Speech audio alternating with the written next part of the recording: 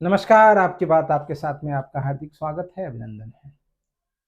आज चर्चा होगी राघव चड्ढा समेत अन्य 6 सांसदों के बारे में जो राज्यसभा सांसद हैं, आम आदमी पार्टी में जो थे, जिन्होंने ज्वाइन किया और 2 दिन पहले उन्होंने बीजेपी को ज्वाइन किया है। और जैसा आप जानते हैं कि जब लोग अपनी पहली पार्टी छोड़ते हैं, तो दूसरी पार्टी में आते हैं, तो पहली पार्टी की बुराई करते हैं, फिर दूसरी पार्टी की अच्छाई के बारे में बात करते हैं। लेकिन जब तक वो पहली पार्टी में रहते हैं, तो वो दूसरी पार्टी की बुराई करते रहते हैं। खैर, ये नेता का जो गोरखपुरिया भाषा में बोलूं तो अर्थ होता है नेकी को ताक पे रख के चले। जो ये नेता लोग ऐसे ही होते हैं, इनके अंदर कोई नेकी उकी नहीं होती है। उनको दिमाग में ये लगता है कि हमारा भविष्य कहाँ है। हालांकि इसमें कोई शक नहीं है, हर आदमी को अपना भविष्य देखने के लिए देखना चाहिए। क्यों, क्या अरविंद केजरीवाल अपना भविष्य नहीं देखे? उन्होंने अन्ना हजारे को त्याग दिया, उन्होंने कई ऐसे नेताओं को छोड़ दिया। तो कहीं न कहीं सब लोग अपना भविष्य देखते हैं और उनको लगता है कि अगर उनके भविष्य में अगर कहीं रोड़े जो अटकाता है या कहीं से कुछ अटकता है, तो उस रोड़े को या तो निकाल देते हैं या तो फिर वहां से वो खुद निकल जाते हैं। तो ये चीजें जो हैं आ रही हैं। इस समय एक खबर सोशल मीडिया पर आग की तरह फैल रही है कि राघव चड्ढा समेत 7 राज्यसभा सांसदों ने आम आदमी पार्टी छोड़ दी। अब सबसे बड़ा सवाल ये है कि ये जो इन्होंने देखिए, कहीं हमने ना उनको सदस्यता ग्रहण होते हुए नहीं देखा। केवल उनका एक स्टेटमेंट आया है, प्रेस कॉन्फ्रेंस जिसको कह रहे हैं, तो वो उसमें उन्होंने बोला है कि हम लोग बीजेपी के साथ मर्जर कर। ठीक है, अब उन्होंने मर्जर कर लिया नहीं किया वो तो बात है, लेकिन जो हम जानते हैं वो तो आपको बता ही रहे हैं और आपको भी ये पता होगा। देखिए,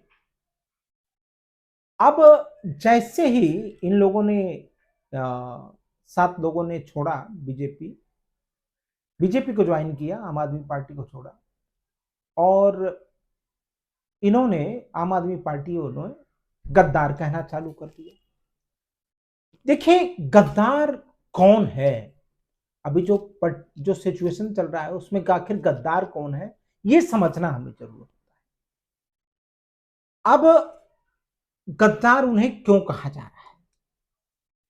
जब कोई नेता पार्टी छोड़ता है, उसे गद्दार कहा जाता है, उसे दलाल कहा जाता है, उसे स्वार्थी कहा जाता है। लेकिन सवाल यह है कि क्या पार्टी को बदलना गद्दारी होती है? अगर ऐसा है तो फिर भारत की राजनीति में शायद ही कोई नेता बचेगा जिसने कभी पार्टी नहीं बदली हो। कोई कांग्रेस में जाता है, कोई सपा में जाता है, कोई भाजपा में जाता है, जिसको जहां जैसी सहूलियत मिलती है वहां पे वो जाता है और ज्वाइन करता है। आप भी जानते हैं कि राजनीति में अस्थायी दोस्त नहीं होते हैं, अस्थायी उनका हित होता है। जो राजनीतिक कैरियर जो है, हर व्यक्ति, चाहे आप हो चाहे मैं हूं, हम लोग भी ये चाहते हैं जब हम पढ़ लिख के कुछ एक स्थिति एक स्टेब्लिश हो जाते हैं, तो हमें भी तो कुछ चाहिए रहता है। कोई सामाजिक संस्थाओं में जाना चाहता है, चैरिटेबल ट्रस्ट खोलता है, कोई बिजनेस के क्षेत्र में जाता है, कोई राजनीति के क्षेत्र में जाता है, कोई आईएएस पीसीएस बनता है, कोई कुछ बनता है। इन जो 7 नेता हैं, उन्होंने राजनीतिक क्षेत्र चुना। और दूसरी बात, अब सवाल ये उठता है कि क्या जो भी फेम और जो भी इनकी प्रसिद्धि मिली, क्या वह राजनीति में आने के बाद ही उनको प्रसिद्धि मिली? और क्या अगर ये आम आदमी पार्टी में नहीं आते तो क्या इनको ये फेमस नहीं होते? मेरा मानना इससे बिल्कुल अलग है। अगर आपके पास दो दो देखिए, 2 बातें होती हैं। पहली बात ये होती है कि अगर राघव चड्ढा ने आम आदमी पार्टी ज्वाइन किया, तो आम आदमी पार्टी ने राघव चड्ढा को वैसे तो ज्वाइन नहीं करा दिया। इनके अंदर कुछ चीजें देखी होंगी ना कि भाई ये इनके अंदर वो टैलेंट दिखा होगा, तभी तो वो उन्होंने आम आदमी पार्टी को ज्वाइन किया, कराया होगा। और राघव चड्ढा ने भी आम आदमी पार्टी ज्वाइन किया, क्योंकि उनको भी लगा भाई हमारा कैरियर यहाँ पे है, हम एक कंपनी ज्वाइन करते हैं, फिर उससे हमारा जब नहीं हमारी पूर्तियां हो पाती हैं, हमारे खर्चे नहीं हो पाते हैं, तो हम फिर दूसरी कंपनी ज्वाइन कर लेते हैं। भाई क्या अरविंद केजरीवाल एक समान थे? उन्होंने तो सबको अपराधी घोषित कर दिया था। तो उनकी पार्टियों को किसी को गद्दार कहने का अधिकार नहीं होता है, वैसे ही सब लोगों ने कहा। अब हम ये समझने की कोशिश करेंगे कि आखिर जरूरत किसको किसकी थी। क्या आम आदमी पार्टी को इनकी जरूरत नहीं थी जो 7 सांसद गए हैं, या ये 7 सांसदों को आम आदमी पार्टी की ही जरूरत थी? क्या इसके पहले उनका कोई वजूद नहीं था, कोई वैल्यू नहीं थी? अब ले लेते हैं Raghav Chadha. Raghav Chadha CA plus London School of Education corporate से उनका बैकग्राउंड है।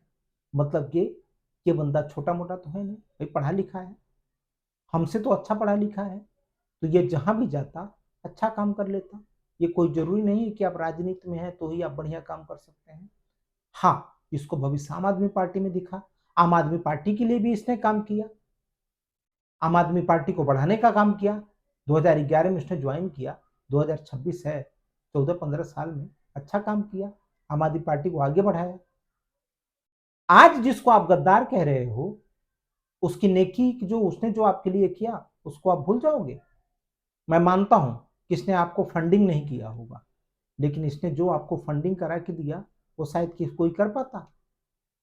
ये सोचने वाली बात है। दूसरा है विक्रमजीत सिंह, जो बड़े उद्योगपति हैं। क्या आम आदमी पार्टी में आए हैं तभी इनका उद्योग चलना चालू हुआ है? आम आदमी पार्टी ने इनको सांसद बनाया, राज्यसभा भेजा, तो वैसे ही बिना फंड के, फंड तो लिया ही होगा। आम आदमी पार्टी के में आने के पहले भी इनका एक वजूद रहा है। अब आते हैं अशोक कुमार मित्तल में। ये लॉयली प्रोफेशनल यूनिवर्सिटी के फाउंडर हैं, ये भी बहुत बड़े उद्योगपति हैं। संदीप पाठक, ये आईआईटी का प्रोफेसर है भाई। उसके बाद नारायण दास गुप्ता करके, ये भी टैक्स के एक्सपर्ट हैं, फाइनेंशियल एक्सपर्ट हैं। स्वाति मालीवाल तो जब चप्पल भी नहीं था, अरविंद केजरीवाल जब घूमते थे उस समय स्वाति मालीवाल इनके साथ रहती थी। स्वाति मालीवाल का इन लोगों ने क्या हालत किया था आप सबको पता ही है ना। तो अगर इन लोगों ने 7 लोग हैं, ये सातों लोगों ने अगर आम आदमी पार्टी ज्वाइन किया था, तो क्या आम आदमी पार्टी ने इनका यूज नहीं किया? भाई गिव एंड टेक का मामला होता है। आम आदमी पार्टी ने इनका यूज किया, इन्होंने आम आदमी पार्टी का यूज किया। अब लग रहा है कि आम आदमी पार्टी इनका शोषण कर रही है। तो भाई यूज होना, यूज कराना अलग बात है, लेकिन कोई शोषण करे और कोई शोषण करने पे अपनी इच्छा जाहिर कर दे, नहीं आप मेरा शोषण करते रहो, ये कैसे पॉसिबल है? हो सकता है कल उनको बीजेपी में नहीं शोषण मिलने लगे तो बीजेपी छोड़ देंगे।